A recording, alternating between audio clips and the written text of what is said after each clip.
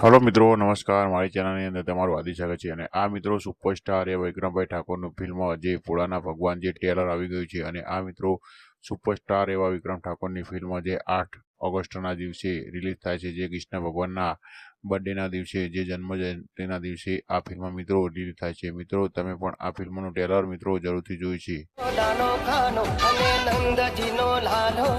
राधाजीनो प्यारो ए तो सुदामानो वालो आखा जगतनो सरताज